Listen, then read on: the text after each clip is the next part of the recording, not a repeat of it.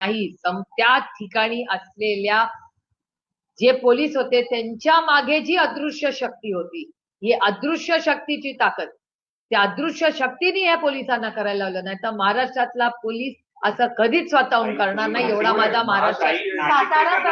मुख्यमंत्र्यांचं अभिनंदन करताय, साताऱ्याचे सगळं करताय आणि त्यांच्याकडे पोलीस खाताय, तुम्ही अदृश्य शक्ती म्हणून नाव नाही घेते. मी माननीय मुख्यमंत्र्यांना ह्या विषयाचं पत्र लिहिणार आहे आणि कालही मी अनेक वरिष्ठ, काल भारतीय जनता पक्ष असेल किंवा सरकारमधले अनेक लोकांची माझी भेटही झाली, त्यांनाही मी काही गोष्टी ह्या सांगितल्या आहेत. कारण का दिल्लीमध्ये काही गोष्टी आलेल्या आहेत वर्तमानपत्रात आणि चॅनलवर, काही नाही आलेल्या.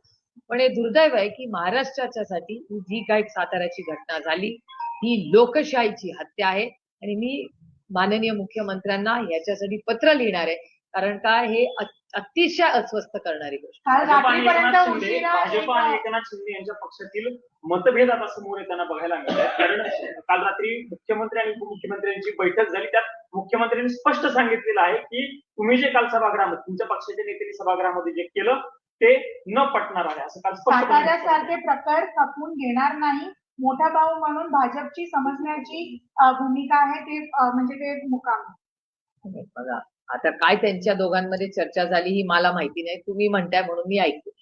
पण त्यांच्यात काय चर्चाही झाली नाही. पण हा मोठा भाऊ आणि छोटा भावाचा विषयच नाहीये, हा नात्याचा विषय नाहीये, ही लोकशाही.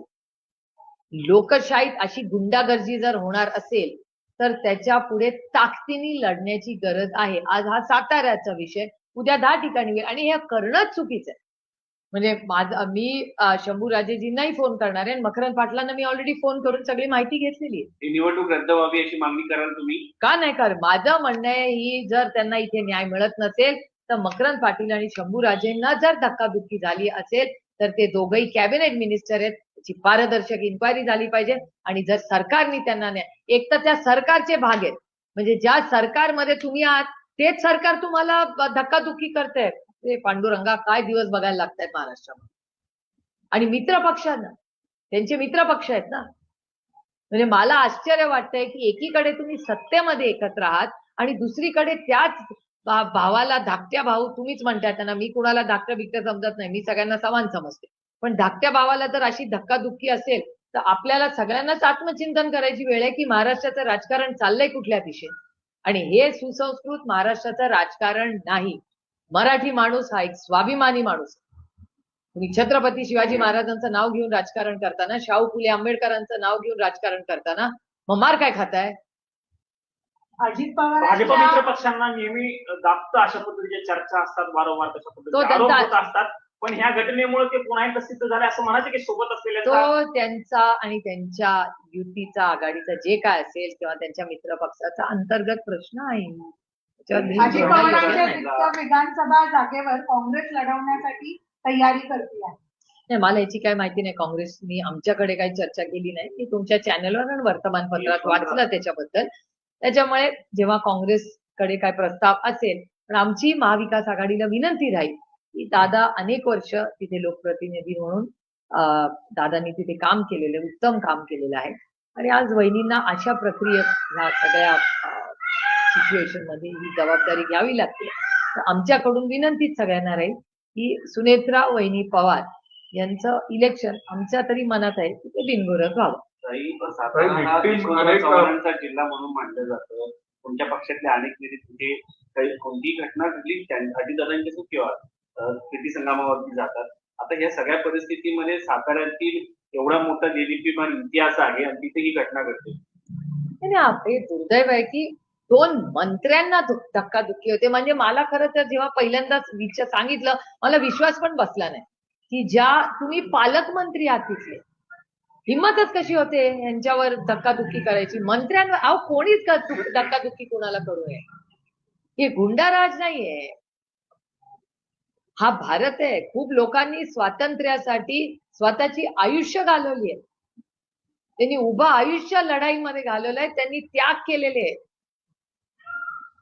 अशा परिस्थितीमध्ये तो सगळा इतिहास विसरून आज मित्र पक्ष एकामेकाला धक्काधुक्की करतायत. ती सरकारी यंत्रणा आज मित्र पक्ष, माझं म्हणणं कोणी का असे ना, लोकशाहीमध्ये मग लोकशाही नाहीये का? मग शंभूराजे म्हणताय ते खरं आहे का की या देशामध्ये लोकशाहीचा खून झालाय, हत्या झालेली आहे, ते पुन्हा पुन्हा दिसतंय.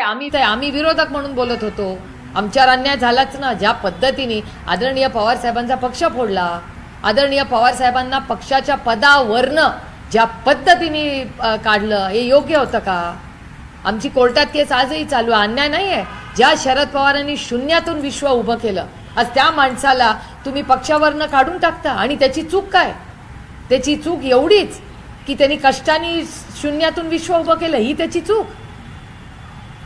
हा अन्याय नाही. हा उद्धव ठाकरेंवर अन्याय नाही झाला. उद्धवजींचे वडील बाळासाहेब ठाकरेंनी शिवसेना स्थापन केली. ते हयात असताना त्यांनी स्वतःचा उत्तराधिकारी म्हणून उद्धवजींना जबाबदारी दिली. मग उद्धवजी असतील, शरद पवार असतील, अशी किती उदाहरणं तुम्हाला देऊ? हा आमच्यावर अन्याय नव्हता. मग लोकशाहीची तेव्हाही हत्या झालीच होती ना. मग आता ती तर डायरेक्ट हातापायीवर आली आहे. आणि हे अतिशय अस्वस्थ करणार आहे. म्हणजे हा राजकीय विषय नाही आहे, हा अस्वस्थ करणारा विषय की ज्या महाराष्ट्रामध्ये छत्रपतींचा महाराष्ट्र, शाहू फुले आंबेडकरांचा महाराष्ट्र, यशवंतराव चव्हाणांचा महाराष्ट्र, आणि ते पण साताऱ्यात, कुठेही झालं तरी वाईटच आहे हो. त्यातून पवित्र आपल्या साताऱ्यात जाऊन अशी धक्काधुक्की होते, हे लाजिरवाणी आहे. आणि माझी अपेक्षा आहे की जसं महाराष्ट्राच्या माननीय मुख्यमंत्र्यांनी या खरात केसमध्ये स्टँड घेतला, तसंच राजकीय सगळं बाजूला ठेवून सुसंस्कृत महाराष्ट्राचे सुसंस्कृत मुख्यमंत्री म्हणून माझी माननीय देवेंद्रजींकडून अपेक्षा आहे की ह्याही कष्टामध्ये त्यांच्या कॅबिनेटच्या 2 मंत्री आहेत, कुठल्याही पक्षाचे असले तरी शंभूराजे त्यांचे कॅबिनेट मिनिस्टर आहेत, मकरंद आबाद त्यांचे कॅबिनेट मिनिस्टर आहेत. स्वतःच्या कॅबिनेट मिनिस्टरची जर हातापायी अशी होत असेल कुणाकडून, तर त्यांची नैतिक जबाबदारी नाही का? तुम्ही मायबाप सरकार आहात, तुम्ही महाराष्ट्राचे माननीय मुख्यमंत्री आहात. मी खूप अपेक्षेने देवेंद्रजींना विनम्र विनंती करते. या खराब प्रकरणातल्या विक्टिम्सच्या बाबतीमध्ये खूप असंवेदनशीलपणा दिसतोय यंत्रणांकडूनही आणि सोशल मीडियावर. तुम्हाला एक महिला म्हणून यात काय आणि माझी एवढीच अपेक्षा आहे की आयडेंटिटी, बलात्कारामध्ये ह्या देशात कायदा आहे की ज्याच्यावर बलात्कार होतो त्याचं नाव किंवा ओळख कधीही बाहेर येता कामा नये. तशीच गोष्ट ह्याही केसमध्ये हवी किंवा कुठल्याही केसमध्ये हवी. या सगळ्या महिला ज्यांच्यावर अत्याचार झालेत, अन्याय झालेले आहेत, त्यांचं एक आयुष्य आहे, त्यांची प्रायव्हसी ही संविधानानेही त्यांना तो अधिकार दिलेला आहे. त्यामुळे प्रायव्हसी राईट्स या आपण सगळ्यांनी जपल्या पाहिजेत. मी बघते तुमच्या सगळ्या चॅनल्सवर जेव्हा ते व्हिडिओ येतात, तुम्ही असे ते कळत नाही आम्हाला नक्की काय चाललं आहे. ते ज्या जबाबदारीने मीडिया ते व्हिडिओ दाखवत आहे, त्या जबाबदारीने आम्हीही कोणी, म्हणजे त्याची सुरुवात माझ्यापासून झाली पाहिजे, कोणीही आम्ही ते व्हिडिओ फॉरवर्ड करता कामा नये. त्या महिलांची प्रायव्हसी आहे, त्या एका समाजात राहतात, कुटुंबात राहतात, त्यांचा कुठलाही अपमान कोणी करू नये. ह्याच्यासाठी आपण माणुसकीच्या नात्याने सगळ्यांनीच जबाबदारी घ्यावी. जसं मीडिया काही ओळख दाखवत नाही आहे किंवा ते असे तुम्ही ब्लर करून दाखवता, तसंच आपण हा विषय कुठेतरी संपवून फक्त पोलिसांनी त्याची इन्क्वायरी करावी. त्याची चर्चा समाजात कोण आहे, काय, याची नावं बिलकुल बाहेर येतात. लोकसभेत आणण्याचा प्रयत्न सुरू झालेला ताई, याच्यात प्रश्नासंदर्भात एवढं प्रश्न आहे. खरं तर पवार कुटुंब जादूटोणा मानत नाही, मात्र अजितदादांच्या घराच्या बाहेर असं काहीतरी प्रकार केल्याचे आरोप होत आहेत, माहिती समोर येते.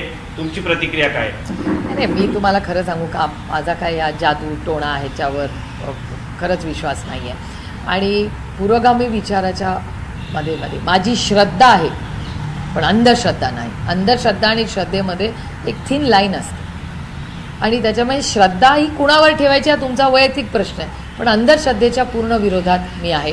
आणि त्याच्यामुळे आमच्यावर झाले जे संस्कार आहेत, त्या संस्कारामध्ये माझी आजी असेल, माझी आई वडील असतील, आमचं पवार कुटुंब असेल, शिंदे म्हणजे माझ्या आईचं माहेर असेल, त्या सगळ्या किंवा सुळ्यांकडे असेल, त्या सगळ्यांमध्ये अंधश्रद्धेच्या विरोधात आम्ही आहोत. आणि त्याच्यात दुरुपयोग करून महिलांना जे एक्सप्लॉयटेशन होतं त्याच्यातच पूर्ण आम्ही विरोधात आहोत. आणि असं होताच कामा नये. म्हणजे दुर्दैव आहे की 21व्या शतकात आपण एवढं सायन्स, तंत्रज्ञान असताना अशा पद्धतीने महिलांवर जो अत्याचार झाले, म्हणजे हे दुःख आणि अस्वस्थता. दादाच्या घराच्या बाहेर कोणी केलं, काय केलं, देवालाच ठाऊक. पण हे व्हिडिओ मला आठवत आहे की तुमच्याही चॅनलवर ते पहिल्यांदा दाखवले होते, पण तिथे काही कॅमेरे असतील तर त्याची इन्क्वायरी तिथल्या DYSPनी केलीच असेल. अमित शहाच्या सोबत तुमची बैठक झालेली आहे. काय तुमची भूमिका आहे आणि कशा पद्धतीने ते लागू होणार आहे? डिलिमिटेशन नाही आता खूप म्हणजे आमच्याकडे लिखितही काही आलेलं नाही आहे. काही चर्चा जरूर झालेल्या आहेत, पण त्या काही क्लोज डोअर प्रायव्हेट मीटिंग्स होत्या, काही प्रस्ताव आलेले. मला वाटतं पुढच्या काही दिवसात आपल्याला नक्की कळेल, कारण का जो प्रस्ताव यायचा आहे तो पूर्ण प्रस्ताव येणं गरजेचं आहे. युद्धाच्या परिस्थितीवर काल शरद पवार यांनी पण चिंता व्यक्त केली आहे, ज्या प्रकारची स्थिती आहे.